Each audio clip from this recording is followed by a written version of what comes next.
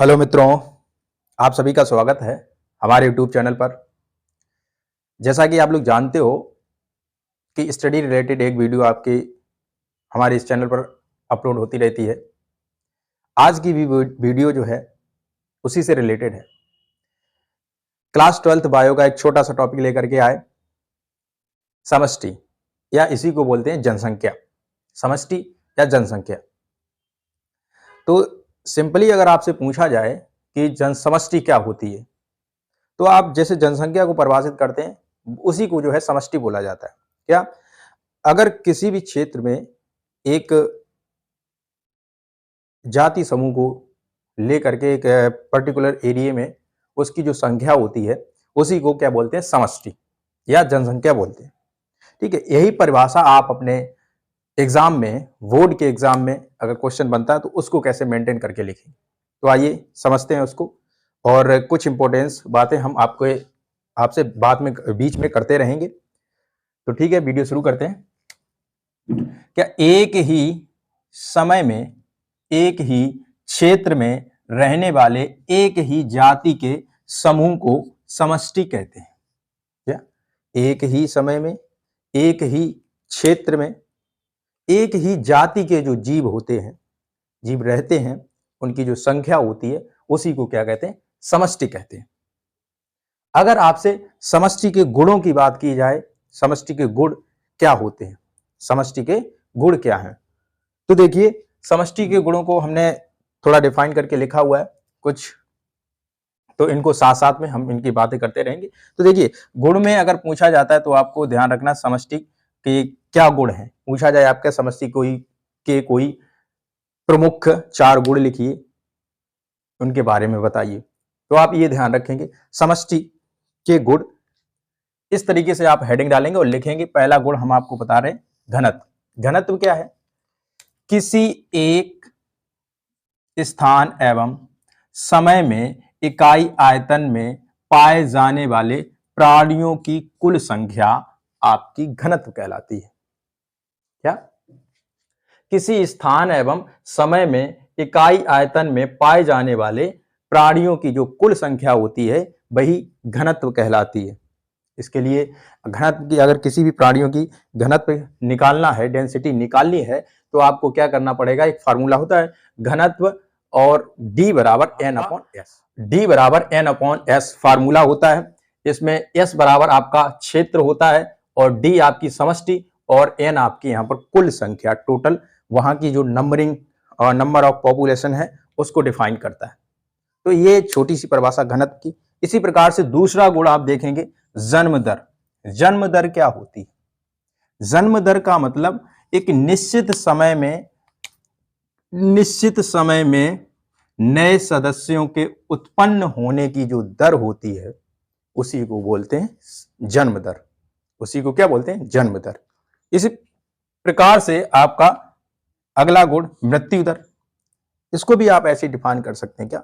निश्चित समय में किसी जनसंख्या के प्राणियों की संख्या में कमी या प्राणियों की मृत्यु को हम क्या कहेंगे? मृत्यु दर कहेंगे। अगला गुण आपका आयु वितरण। आयु वितरण का मतलब क्या है?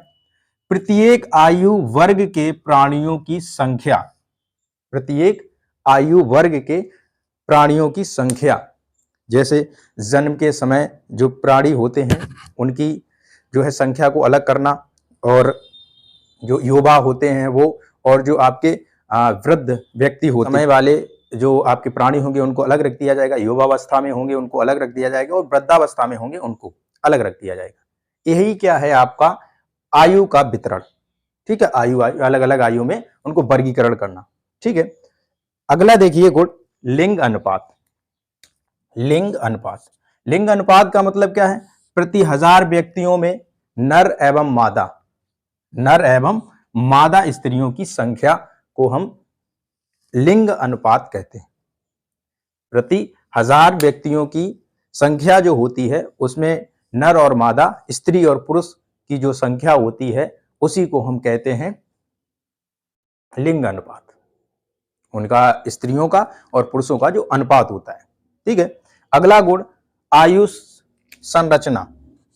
आयु संरचना, प्रत्येक आयु के व्यक्तियों के वर्गों का प्रतिशत, प्रत्येक आयु के व्यक्तियों के वर्गों का प्रतिशत जो होता है उसी को हम बोलते हैं आयु संरचना।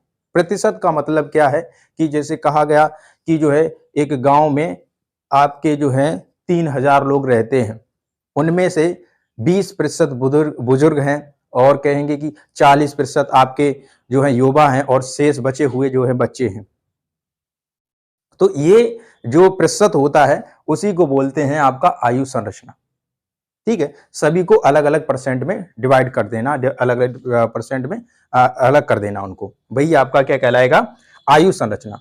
अगला गुण परिक्षेपण। परिक्षेपण क्या होता है, जीवों का एक दूसरे से स्थान संबंधी पद्धति, ये दोबारा लिख गया कोई दिक्कत नहीं इसको, जीवों का एक दूसरे से स्थान संबंधी पद्धति को ही हम क्या कहते हैं, स्थान संबंधी पद्धति को ही हम परिक्षेपण कहते हैं। ठीक है, अब परिक्षेपण जो है 2-3 प्रकार से इनको रखा गया है, जैसे नियमित परिक्षेपण और अनियमित परिक्षेपण, गुच्छीय परिक्षेपण।